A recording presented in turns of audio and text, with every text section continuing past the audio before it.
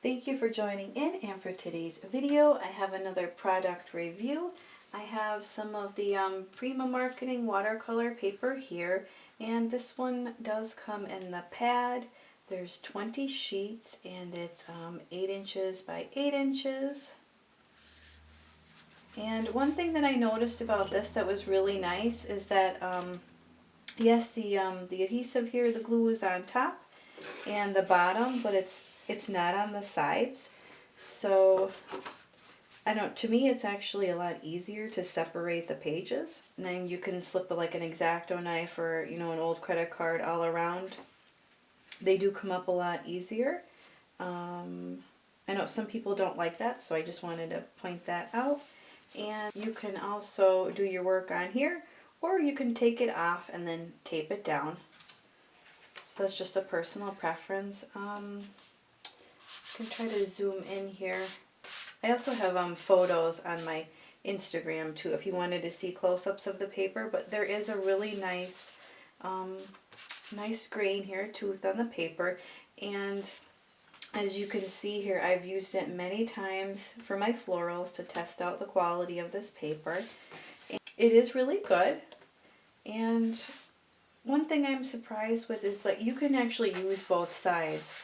This side has a nice tooth on it as well, or sometimes the back will be too smooth that you really can't use it.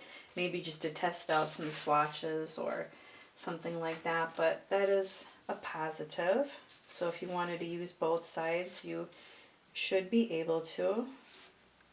And again, this isn't super thick. I would definitely, like I said, tape it down to a board if you didn't want to use it on the block.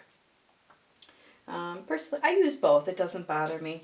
You know, sometimes you can get a little drippage there on the sides a little bit, but that doesn't bother me. You're certainly not going to see it, especially if you frame and mat your artwork. But yeah, I'm overall really pleased and surprised with the quality of this paper. Definitely great for beginners and I guess hobbyists, but still even intermediate artists as well. I'm trying to think of something else to compare it to. Probably like the Strathmore. Not quite as thick as the Winsor Newton. Definitely not as thick as Arches, but yeah, I would say like a Strathmore. I think the actual thickness isn't on here. That's why I was trying to compare it to something. I would say it's really close to a 140-pound. Maybe a tiny bit thinner, but close.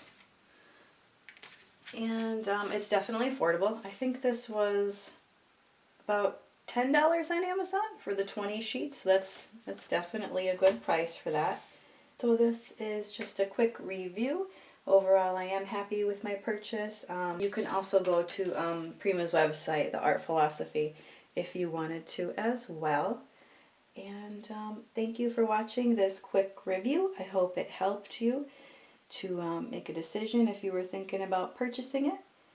And be sure to like the video and subscribe.